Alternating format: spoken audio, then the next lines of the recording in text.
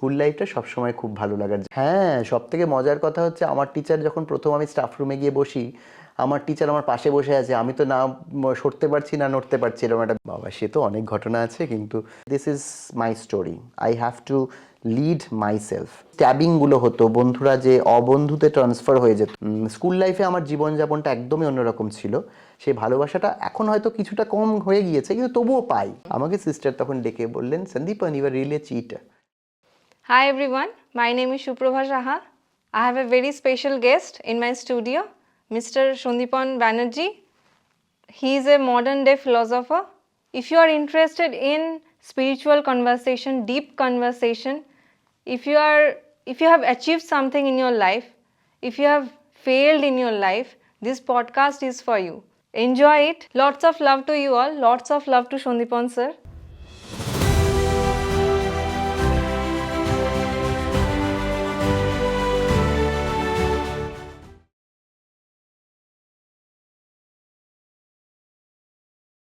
নমস্কার স্যার। নমস্কার। কেমন লাগছে এখানে এসে? খুবই ভালো লাগছে, কারণ এরকম একটা প্ল্যাটফর্মে তুই আর আমি বসে আছি, এটা একটা বড় মানে বড় পাওয়া আমার কাছে। কারণ যাকে আমি সামনে বসিয়ে পড়াতাম সে এখন আমার ইন্টারভিউ নিচ্ছে, এটা একটা বড়, অবশ্যই একটা শিক্ষকের কাছে বড় পাওয়া। এবং সেটা আমার খুব দেখে ভালো লাগছে যে এমন একটা প্রফেশনের সাথে যে যুক্ত হতে চলেছিস, যে জিনিসটার জন্যে আমি অনেকটা বছর কাটিয়েছি। খুব ভালো লাগছে। আমিও খুব এক্সাইটেড তোমাকে প্রথম গেস্ট হিসেবে পেয়ে আমার পডকাস্টে। Thank you. স্কুল লাইফ কেমন ছিল? স্কুল লাইফ কেমন ছিল? স্কুল লাইফ মানে সবার জীবনে একটা ভালো লাগার জায়গা, ডেফিনেটলি। যতই আমরা বড় হয়ে কলেজ লাইফে যাই, ইউনিভার্সিটি লাইফে যাই, স্কুল লাইফটা সবসময় খুব ভালো লাগার জায়গা। আর আমার স্কুলিং তো তোর স্কুলেই, মেরি ইম্যাকুলেট স্কুলে, একেবারে ছোটোর থেকে। আমাদের সময় তখন মন্টেসরি ছিল, তো সেই শুরু আমাদের ওখান থেকেই। তারপরে ওখানে নানা রকম স্মৃতি, আমার এই যে কালচারাল জিনিসপত্রের সাথে যুক্ত হওয়া, সেটাও কিন্তু স্কুল লাইফে একটা বড় অবদান। তারপরে ধর স্কুল লাইফ থেকে দেখে দেখে শিখতাম কি করে পড়ানো হয়, সেইভাবে আমিও পড়ানোর জগতেও চলে এলাম। এবং এই স্কুল লাইফটা অনেকটাই আমার জীবনে। এবং স্কুলিং মেরি ম্যাকলে স্কুলের পরে আমি +2 করেছিলাম, 11-12, সেটা হচ্ছে গীতারামে। তারপরে আমি কলকাতা চলে যাই। তো তোমার এটা কেমন লাগে যে যেই স্কুল থেকে তুমি স্কুলিং কমপ্লিট করেছো ওই স্কুলেই তুমি এখন টিচার? এইটা তো একটা বড়, মানে কি বলবো, মানে একটা খুবই ভালো লাগার জায়গা। কারণ 13 বছর স্কুল এবং তারপরে আরও 13 বছর এখন চলছে আমার অ্যাজ এ টিচার। প্রায় 26 বছর আমার হয়ে গেল এই স্কুলের সাথে অ্যাসোসিয়েশন। যখন আমরা স্কুলে ছিলাম যে জিনিসগুলো আমি করতাম, সেইগুলো যখন তোদের মধ্যে বা তোদের জুনিয়রদের মধ্যে দেখি, তখন ডেফিনেটলি একটা ভালো লাগা তৈরি হয় আমার। কারণ আমার কাছে সেইটা একটা কি বলবো, একটা অ্যামেজমেন্ট, যে আর রিক্রিয়েট করা বা নিজেকে অ্যাজ এ স্টুডেন্ট, আর তারপরে আমার as a teacher and my students যেভাবে ওরা আমার সাথে রেসিপ্রোকেট করছে, সেটা একটা মানে কি বলবো, একটা অ্যামেজমেন্ট, একটা অ্যাডভেঞ্চার, একটা বিশাল একটা মজার জায়গা। যেন সারাক্ষণ খেলছি আমি সেগুলোর সাথে। মজা লাগে যখন বকা টকাগুলো দিই, তখন সেই জিনিসগুলো ফেরত আসে, তো ছোটোবেলাটা ফেরত আসে। কিন্তু আমি চেষ্টা করি ওদের সাথে আমার যতটুকু ভালো লাগা দিয়ে মেশার, সেটুকু চেষ্টা করি সবসময়। তোমার টিচার্সরাও কি এখন পড়াচ্ছে স্কুলে? হ্যাঁ, সবথেকে মজার কথা হচ্ছে আমার টিচার যখন প্রথম আমি স্টাফ রুমে গিয়ে বসি, আমার টিচার আমার পাশে বসে আছে, আমি তো না সরতে পারছি না নড়তে পারছি, এরকম একটা বিষয়। যে উনি বসছেন আর তার পাশে আমি বসবো, এটা আমাদের সময় বাবা টিচারের পাশে বসে, একদম পাশে বসে খাবো, এটাও একটা বড় ব্যাপার ছিল। তো টিফিন টাইম যখন হতো, স্যার আমার পাশে বসে আছেন, তাকেই আমি শেয়ার করব এবং তিনি আমার সাথে কথা বলবেন, এই ব্যাপারগুলো তো সবসময় একটা মানে একটা দ্বিধা ছিলই, আমার দ্বিধাদ্বন্দ্ব কাজ করতোই। কিন্তু আস্তে আস্তে যত দিন যায় তত বেশি নর্মালাইজড হয়ে যায়। এবং আমি যেহেতু আমার স্কুল লাইফে সিস্টার বল, যে কোনো টিচার বল, তার সাথে খুব ক্লোজ ছিলাম, সেই কারণে ওই যে গ্যাপটা হয়, সেই গ্যাপটা হয়তো নেই, কিন্তু হ্যাঁ একটা ডিফারেন্ট টাইপের একটা ফিলিংস তো হতোই, যে ওদের সাথে আমি বসছি, ওদের সাথে ক্লাস নিতে যাচ্ছি, একই অ্যাসেম্বলিতে দাঁড়াচ্ছি ওদের জায়গাতে, সেটা একটা অন্যরকমের ডেফিনেটলি সবার মধ্যেই হবে, আমারও হতো। তোমার কিছু স্কুল ফ্রেন্ডসের সাথে কিছু মজাদার মেমোরিজ থাকলে আমাদের সাথে শেয়ার করো। বাবা, সে তো অনেক ঘটনা আছে, কিন্তু কোনটা বলি? আসলে আমাদের স্কুল লাইফে কি ছিল, একটা মজার ঘটনা মনে পড়লো। তো এখন রিপাবলিক ডের গানের প্র্যাকটিস হচ্ছে, তো গান টান এগুলো হলে আমাকে ডাকা হতো। ধর আমি লিড সিঙ্গার ছিলাম, তো এবার আমরা গিয়ে বসেছি গান করব, গানের রিহার্সাল চলছে, ক্লাস কে করবে? ক্লাস বাঙ্ক করার একটা টেন্ডেন্সি ছিল তখন, তোরাও করেছিস। তো এবার যাই হোক, এবার আমি বলছি এই শুনছি গানের রিহার্সাল আর আমাকে তো ডেকেইছে, তো অ্যাজ ইউজুয়াল আমি চলে এসেছি, গানের রিহার্সাল করছি, কিন্তু আমি মানে ডেফিনিট ছিলাম 26শে জানুয়ারি আমি থাকবো না, কারণ আমার একটা ফ্যামিলি ফাংশন বা একটা কিছু অনুষ্ঠান বাইরে ছিল। আচ্ছা। তো আমার বন্ধুরা, আমার যে বেস্ট ফ্রেন্ড ছিল সে জানতো, ও আমাকে কিন্তু আজ থেকে বলতো তুই কিন্তু থাকবি না, সিস্টার কিন্তু যদি জানতে পারে না, চুপচাপ থাক, আমি ক্লাস করতে এখন ভালো লাগছে না, হিস্ট্রি ক্লাস কে করবে, হিস্ট্রি ক্লাস না কি একটা ক্লাস ছিল যেটা খুব বিরক্ত লাগছিল করতে। তো ডেফিনেটলি আমি নিচে এসে খুব গান টান করছি, তার মধ্যে মজা হচ্ছে, ধর গান তো কম মজা বেশি হতো।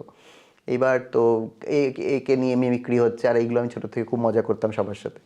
এইবার হতে হতে হতে হতে গানের দিন তো এলো, আমি তো অ্যাজ ইউজুয়াল যাইনি। এবার সিস্টার আমাকে সার্চ করেছেন যে কোথায় গেল সন্দীপন। তো আমার বন্ধুরা কিছু বলেনি, ও যেহেতু সব শেখানো পড়ানো ছিল। তো তো এইবার আমি যখন স্কুলে গিয়েছি পরের দিন 27 তারিখে, আমাকে সিস্টার তখন ডেকে বললেন Sandipan you are really a cheater. আমি তখন বুঝতে পারিনি কেন বলছে কথাটা, আমার তো খেয়ালই করছি না কি ব্যাপারটা।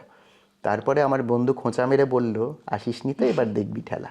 তখন আমাকে এবার সামনে গিয়ে একটু তো অনেক রকমের কথা বলতেই হলো, সিস্টার আমি তো জানতামই না এরকম হবে ব্যাপারটা, অনেক কিছু বুঝুং বাজুং দিয়ে সিস্টার যেহেতু ভালোবাসতেন হয়তো, মানে এখন সিস্টার যদি দেখেন আমাকে, আমি সিস্টারের সাথে এখনও আমার যোগাযোগ আছে যার কথা বলছি, এখনও আমাকে ওনার ভিডিওস পাঠান, আমি ওনাকে আমার ভিডিওস পাঠাই। তো সেই সিস্টার তখন এরকম আমাকে বলেছিল, সেই ওই চিটা নিয়ে, যেই বলেছিল চিটা, আমি শুনেছিলাম চিতা, এবার সে আমি চিতা কেন সেইটা নিয়ে আমাদের বিভিন্ন রকমের কনভারসেশনস হতো। তো এরকম অনেক ঘটনা আছে আমাদের, মানে আমাদের যেরকম সিস্টার বা টিচারদের সাথে সম্পর্কটা ছিল ভীষণভাবে রেসপেক্টফুল একটা সম্পর্ক ছিল, এবং তাদের সাথেও ছিল যেটা তাদেরকে আমরা ভীষণভাবে ভালোবাসতাম। সেই ভালোবাসাটা এখন হয়তো কিছুটা কম হয়ে গিয়েছে, কিন্তু তবুও পাই, এই আর কি। তোমার এই যে ক্যারেক্টার ডেভেলপমেন্টের যে স্টোরিটা আছে, তো এটা তোমার কিভাবে তৈরি হলো?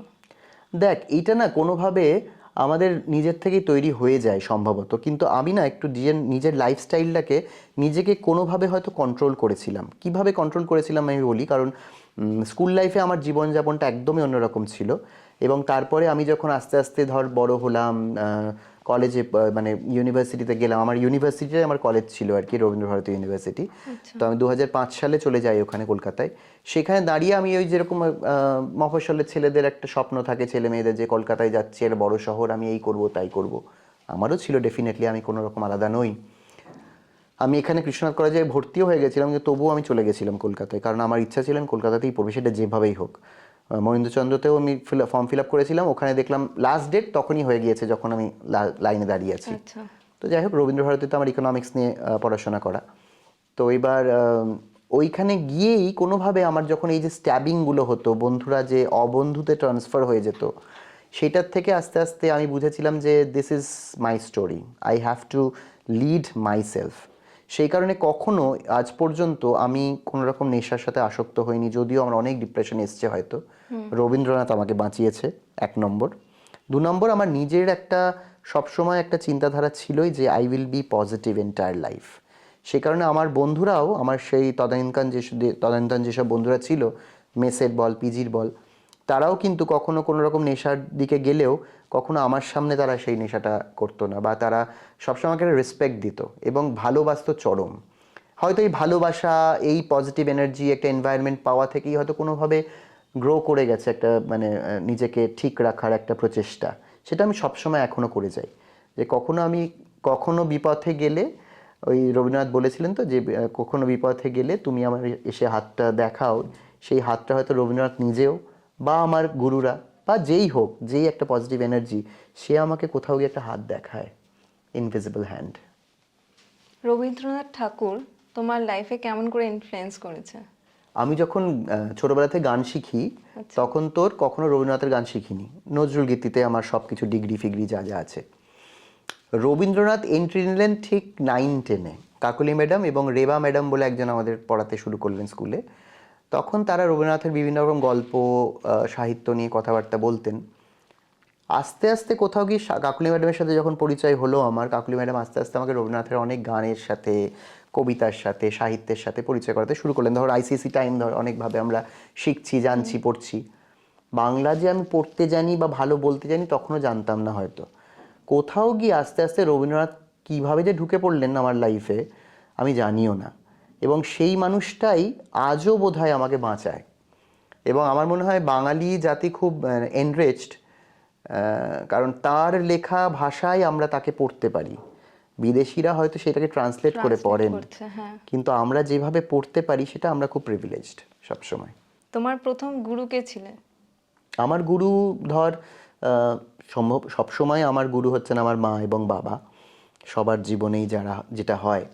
আমি মা বাবাকে নিয়েই প্রথম শুরু করি আমার যে কোনো জার্নি, যে কোনো কিছু শুরু করতে গেলে আমি এখনও আমার মা বাবাকে ছাড়া ভাবতে পারি না, 1 নম্বর। তারপরে আস্তে আস্তে এলেন আমার এক এক করে গুরুধর, স্কুলের যারা শিক্ষিকারা ছিলেন, শিক্ষকরা ছিলেন, তার সাথে আমার সঙ্গীত গুরুরা ছিলেন শ্রীমতী বাণী সাহা, ছন্দা দত্ত, মনোজ মুরলী নায়ার, শ্রাবণী সেন, এরা আমার গুরু। চৈতালি দাশগুপ্ত, রাজা দাশগুপ্ত, এছাড়াও আমার ধর শ্রীমতী ঝর্ণা ব্যানার্জি, আরও অনেকে আছেন। মানে গুরুর ভাগ্যটা আমার খুব ভালো আর কি। মানে আমি সবার কাছ থেকে স্কুল লাইফ বল বা আমার কালচারাল লাইফ বল, সবাইতেই তাদের ভালোবাসাটা খুব পেয়েছি, সব সময় পেয়েছি। আমার স্কুলের আমি যেমনি খুব ভালোবাসি যে সমস্ত কলিগসদের সাথে এখন বসি, তারাই আমার তো গুরু ছিলেন।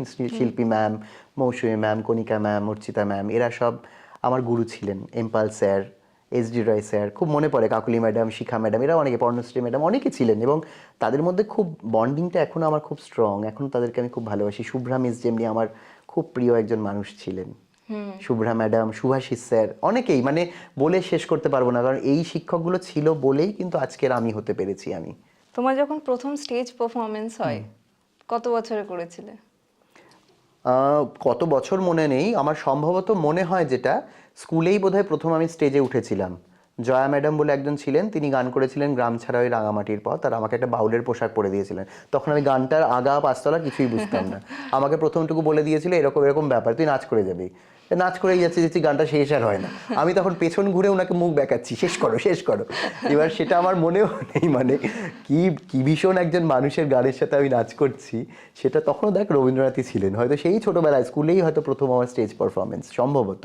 আচ্ছা, মানে তখন কোনো এরকম, মানে অনেকের আছে স্টেজ ফিয়ার আছে। এইটা একদম আমার ছিল না, হ্যাঁ, মানে কোনো দিনই ছিল না। মানে ক্যামেরা ফিয়ার, স্টেজ ফিয়ার, তুই যেখানে বলবি আমি সেখানে গিয়ে একটা স্টেজ তৈরি করে নিতে পারবো, এরকম একটা ব্যাপার আর কি। হ্যাঁ, এটা একটা অনেক বড় প্লাস পয়েন্ট। হ্যাঁ, ডেফিনেটলি এটা একটা ভগবানের দান আমার জীবনে, যে আমি কখনো ওই স্টেজ ফ্রাইটটা বা স্টেজে গিয়ে যদি কিছু ভুলেও যাই, আমি খুব স্মার্টলি ভুলটা বলেও চলে আসতে পারি, মানে সেটাকে বুঝতেও পারবে না। তোমার যখন প্রথম স্টেজ পারফরমেন্স হয় তোমার প্যারেন্টসদের সামনে, তো তখন তাদের কি reaction? They were into tears definitely. আর আমার এখনও মনে পড়ে যে আমার মা এবং বাপি অ্যান্ড আমার দাদু, আমার মার যে বাবা আর কি, এই তিনজন মানুষ আমার জীবনে একটা বড় জায়গা নিয়ে আছে। কারণ আমার যে কোনো কিছু করতে গেলেই এখন ডেফিনেটলি আমার শ্বশুর বাড়ির পরিবার তারা খুব আমাকে ইন্সপায়ার করেন, সবাই সেখানে যারা যারা আছেন। এবং আমার স্ত্রী, ওর আমার মানে ম্যাচিওর্ড হওয়ার পরে ওর কাজটা অনেক বেশি। আর আমার প্রথম যে বাবা মার রিয়াকশনটা বলছিস যেটা, they were into tears definitely. And they always use to like সব সময় একটা আমাকে নিয়ে একটু এক্সাজারেট করা সবার সাথে। মা করতো না সেভাবে, মা চুপচারে বলতো, কিন্তু বাপি সবসময় এগিয়ে এসে সবসময় কথা বলে, আমার ছেলে এই করেছে, আমার ছেলে তাই করেছে। এবং আমার দাদুও তাই করতেন। এটা একটা বড় পাওয়া রে, এগুলো মানে এগুলো হঠাৎ করে তুই কোয়েশ্চেনগুলো করছিস বলে আমার ভালো লাগছে আর কি, জিনিসগুলো মনে পড়ছে অনেক কিছু। মানে তুমি যখন এখনো তো স্টেজে অনেক পারফরমেন্স করো, তখন যে ছোটবেলার পারফরমেন্সের যে মাইন্ডসেটটা ছিল, এখনো কি সেম মাইন্ডসেট আছে? একেবারে সেম বাবা, এখনো আমি ভয় পাই স্টেজে উঠতে। স্টেজে ওঠার আগে চরম টেনশন হয়, এই টেনশনটা এখনো চলে। মানে আমি ধর ওয়েল প্রিপেয়ার্ড, কিন্তু স্টেজে ওঠার আগে আমি কিন্তু শেষ, আমি অনেকবার জল খেয়ে নিই। আমার যারা চেনা জানে, দাদা তুমি কেন জল খাচ্ছ, না চুপ করতেও বকিস না, আমি জল খাবো এবং আমার টেনশন হবে সে যেরকম স্টেজ পারফরমেন্সই করি। তোমার কলেজ লাইফ কেমন ছিল? It was like full of adventures. মানে ধর বললাম না যে নতুন লাইফে এসে কিছু একটা করে ফেলবো, এরকম একটা ব্যাপার ছিল। কিন্তু একটা জিনিস, আমি সবসময় কন্ট্রোলড ওয়েতে থাকতাম, সেটা ঠিক কথা। আমি মানে জীবনযাপন করতাম খুব মজা করে, খুব অনেক কিছু করতাম, কিন্তু কন্ট্রোলড, সব কিছুর মধ্যে একটা কন্ট্রোল ছিল। কারণ আমি মফস্বলের ছেলে বলে নয়, আমি যেহেতু অনেক মানুষের সাথে মিশতে ভালোবাসতাম ছোটোর থেকে, সেই কারণে হয়তো এই জিনিসটা হয়েছিল। আর সব থেকে যেটা মজার কথা সেটা হচ্ছে যে ওই যে বললাম বন্ধু থেকে অবন্ধু হয়ে যাওয়ার যে যাত্রাটা, সেই জার্নিটা, সেটা আমি খুব সচক্ষে দেখেছি এবং নিজেকে তৈরি করেছি। আর কলেজ লাইফে তো এরকম অনেক ব্যাপার আছে। তো একটা ইনসিডেন্ট একটুখানি বলি। আমরা কলেজ স্ট্রিটে যেতাম বই কিনতে যাবো, মানে সবাই একসাথে যেতাম। আর বাস ভাড়াটা দিতাম 20 টাকা, ধর প্রত্যেকজনের হয়তো জন পিছু 4 টাকা বা 5 টাকা করে ভাড়া ছিল, আমরা সবাই মিলে একসাথে নেমে যেতাম 20 টাকা দিয়ে, কারণ সেটা টিকিট নিতাম না, সেটা ওকে দিয়ে দিতাম কন্ডাক্টরকে। আর আমরা নেমে গিয়ে সেই বইয়ের দোকানে যাচ্ছি, ওই বই। আর যারা কলকাতার বন্ধুরা ছিল ধর, তারা তো ভীষণভাবে ধর আমাদেরকে নিয়ে যাই, চল চল এই দোকানটা যাবো, এই দোকানে অনেক কম দেয়, এই করতাম। আর আমাদের ইকোনমিক্সের ধর এত বড় বড় মোটা মোটা বিদেশি বই, সেগুলো যে এত দাম ছিল, তখন তো ধর লিমিটেড পয়সা পেতাম, শুধু পুরনো বইয়ের দিকে হচ্ছিল, পুরনো বইটা কিনে নিয়ে আসবো, এটা করে পড়বো। এরকম অনেক অনেক অনেক ইনসিডেন্টস আছে আমাদের। যেমনি ইকোনমিক্স ডিপার্টমেন্ট সবসময় আগে গিয়ে বসবে, যখন আমাদের কমন ক্লাস হতো সবসময় আগে গিয়ে বসবো, কাউকে বসতে দিত না, যেই আগে যাবে সে মাফলার সোয়েটার যা থাকতো, বই খাতা রেখে ফার্স্ট বেঞ্চগুলো ধরে রাখতো। এখন দেখি যে মা বাবারা নিজের বাচ্চাদেরকে বলে তোমাকে বেস্ট হতে হবে, সবসময় বেস্ট হতে হবে, তো এটা কি ঠিক? একেবারেই নয়। ছোটদের ফার্স্ট হতে হয়টা আমি একদম মনে করি না। আমি মনে করি যে qualitative education is very important. তোর মধ্যে যদি সেই জিনিসটাই না থাকে, সেই কোয়ালিটিটা না থাকে, বেস্ট হয়ে আমার লাভ কি? যেটা আমি ক্লাসেও মাঝে মাঝে বলি, তুমি 1 নম্বর হতে পারো, কিন্তু তোমার যদি ক্যারেক্টার ভালো না হয় বা তোমার যদি বিহেভিয়ার ভালো না হয়, তুমি কেউ না পৃথিবীতে। ন্যাচারালি মা বাবার যে এই টেন্ডেন্সিটা to make the students become first, এই ফার্স্ট হতে গিয়ে মানুষগুলোকে লাস্ট করে দিচ্ছেন এনারা। সেটা আমি সবসময় বলি যে হ্যাঁ, অবশ্যই এডুকেশন ইজ নেসেসারি এবং ওদেরকে পড়াশোনা করতে হবে, ভালো লাইফস্টাইল লিড করতে হবে, কিন্তু তার মানে ওদের উপর একটা প্রেশার দেওয়া ফার্স্ট হতে হবে, সেটা একেবারেই ঠিক নয়, একেবারেই ঠিক নয়। কম্প্যারিজন তো একটা থাকা উচিত নিজের মধ্যে, নিশ্চয়ই। তাহলে ওটা কি ঠিক? নিজেকে আপডেট করা ইজ ভেরি নেসেসারি। আপডেট করে নিজের আগের ভার্সনটার সাথে নিজেকে দেখো যে আমি কি ছিলাম, এখনই কি হয়েছি, বা আমি কি হতে পারি এর থেকে। এই আপডেশনটা ইজ ভেরি ইম্পর্ট্যান্ট। নিজেকে কম্পেয়ার করো নিজের সাথেই, কারোর সাথে নয়।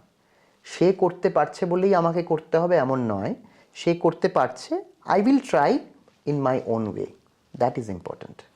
স্যার তুমি তো নিজে দেখছো যে তোমার স্টুডেন্টসরা খুব রিল অ্যাডিক্টেড হয়ে যাচ্ছে, সোশ্যাল মিডিয়া অ্যাডিক্টেড হয়ে যাচ্ছে, তো এটা নিয়ে তোমার স্টুডেন্টদের কাছে কি মেসেজ?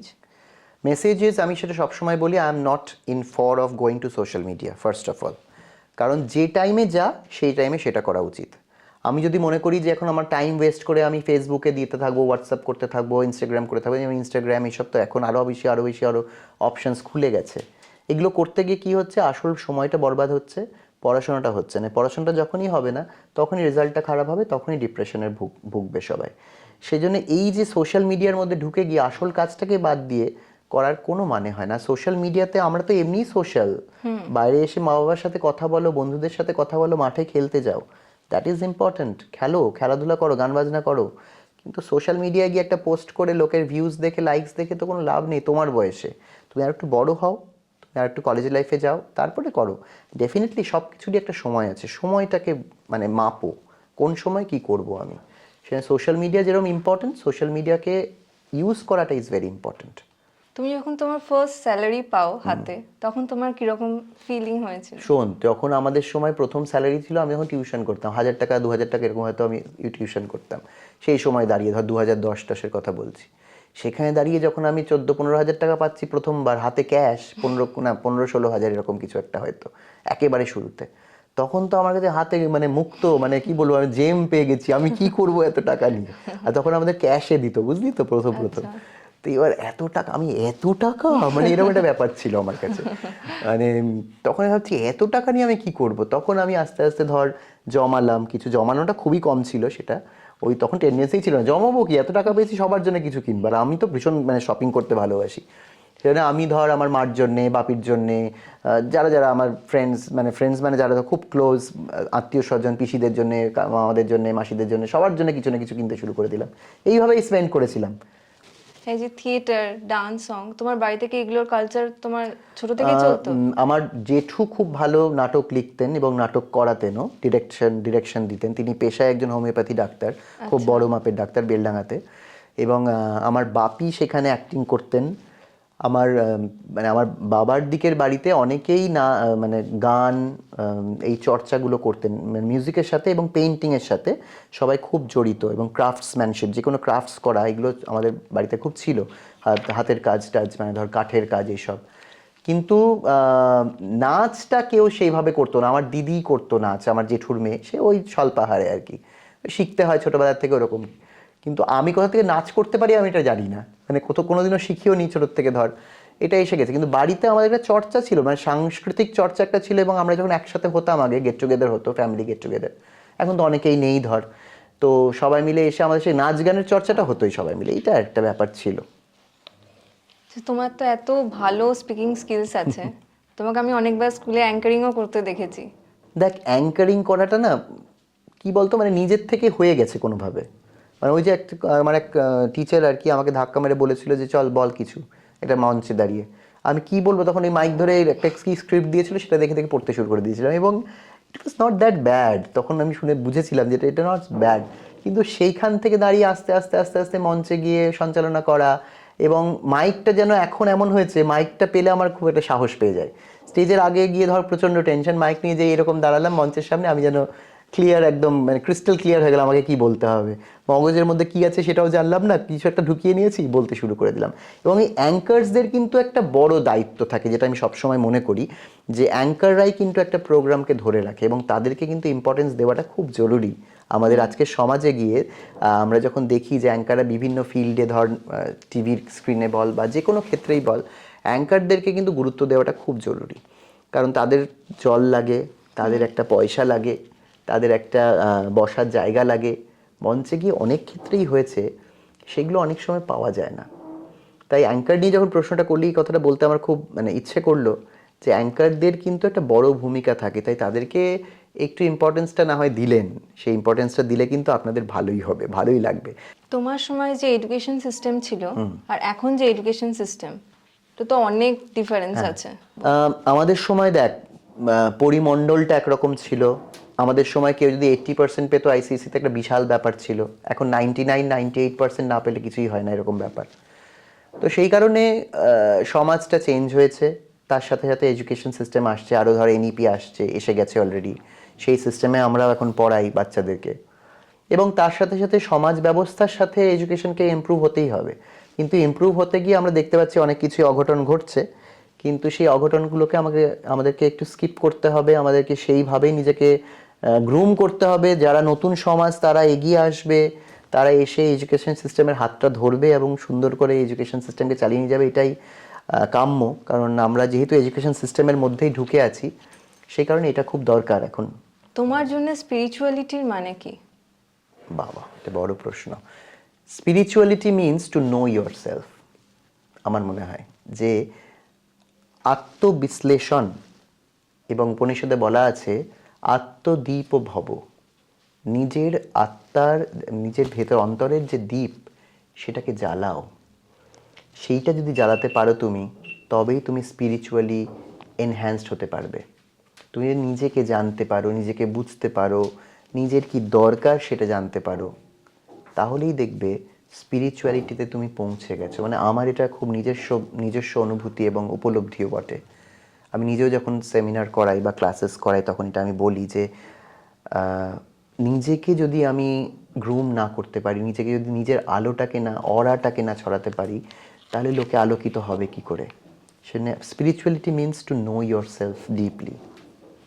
তুমি তোমার স্টুডেন্টসদেরকে মেন্টাল হেলথ সিক্রেট কি দিতে চাও? মেন্টাল হেলথ সিক্রেট কি জানিস তো? এটাও সেই নিজেকে চেনা জানা, যদিও কম বয়সে আমরা সেটা বুঝতে পারি না। যেটা হচ্ছে ভালো বই পড়ো। ভালো বই পড়াটা খুব নেসেসারি। ভালো মানুষদের, যেমন এপিজে আব্দুল কালাম, গৌতম বুদ্ধা, ভগৎ সিং, রবীন্দ্রনাথ ঠাকুর, এদের ব্যাপারে পড়ো, জানো, কারণ এদের কাছে অনেক কিছু পজিটিভিটি আছে।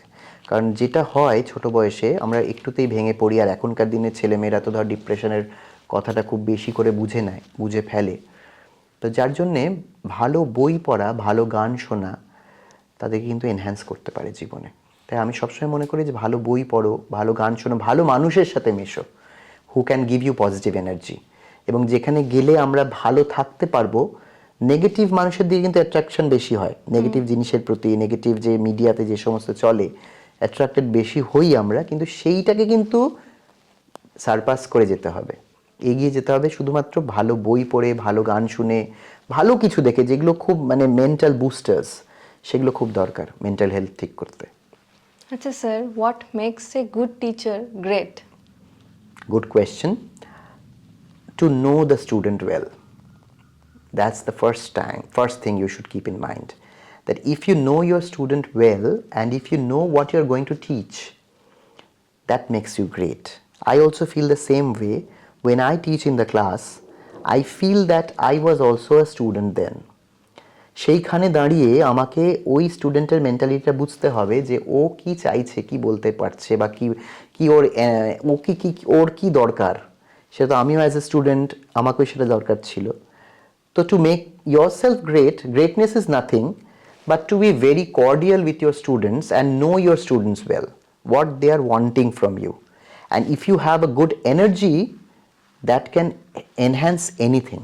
Energy is the কি বলবো, মানে হয় না ইউএসপি, এনার্জিটা না থাকলে কিছুই হবে না বেসিক্যালি। তোমার কিছু রেডিকিউলাস স্টুডেন্ট এর সাথে স্টোরি শেয়ার ও করো। বাবা, সে তো অনেক আছে, অনেক ওরকম আছে।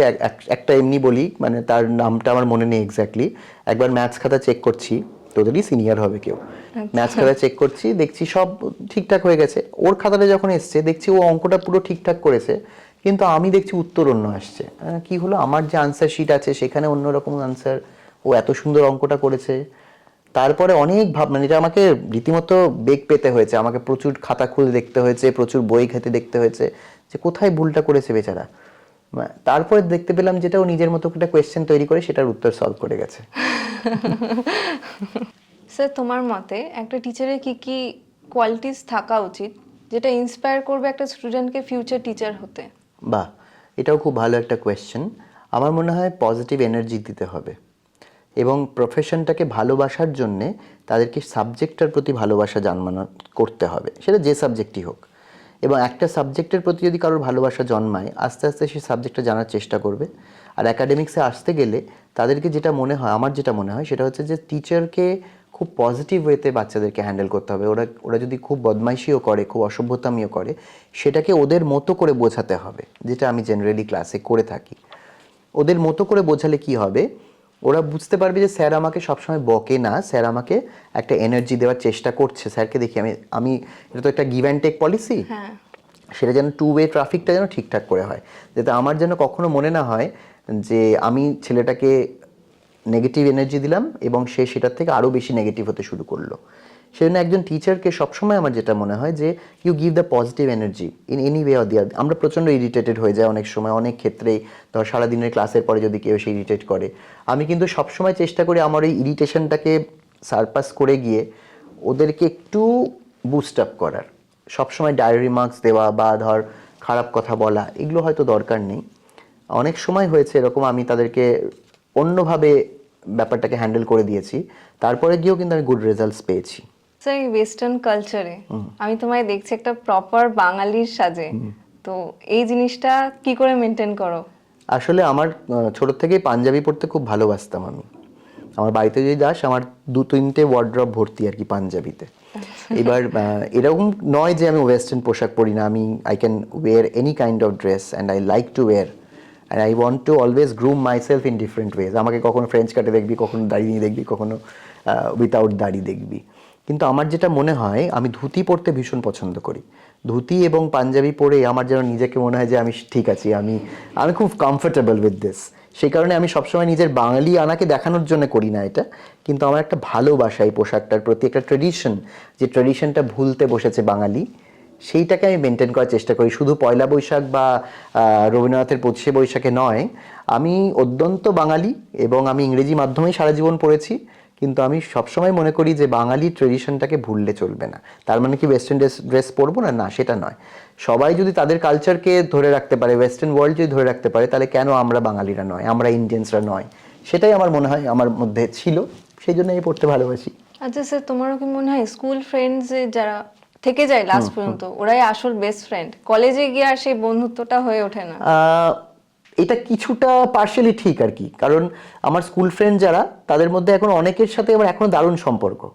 মানে এখনো আমরা এক জায়গায় হলেও আমাদের আর কোনো কথাই যায় না, শুধু স্কুলে কি করেছি, স্কুলের সাথে কে কি করেছে এটা করেছে। কিন্তু এর মানে এই নয় যে কলেজ ফ্রেন্ডসরা নয়, আমার এরকমও কলেজ ফ্রেন্ডসরা আছে যাদের সাথে এখন আমি সব মনের কথা খুলে বলতে পারি।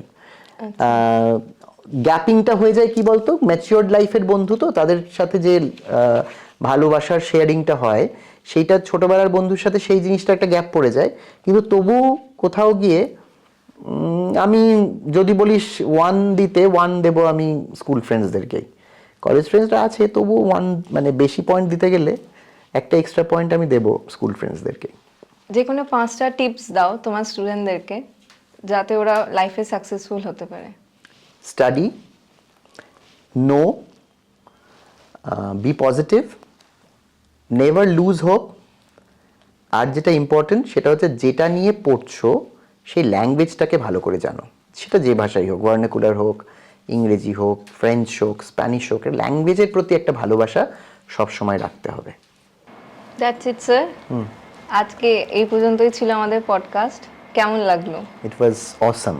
মানে নিজের কথা এইভাবে খুলে বলার সুযোগটা খুব কম হয়, সেটা বলতে পেরে খুব ভালো লাগছে আজকে। আর তোর সাথে বসে তো খুবই ভালো লাগছে। You are a very good anchor, you have been grooming very well yourself. এটা একটা খুব সাধুবাদ। সুপ্রভার show, the podcast should go on.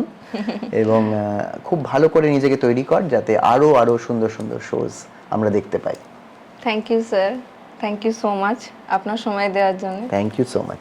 Lots of love and lots of respect for you. Thank you বেটা। Thank you. Tell me brutally, how can I improve myself as a podcaster? Thank you for watching the video till the end. Namaskar, Jai Hind.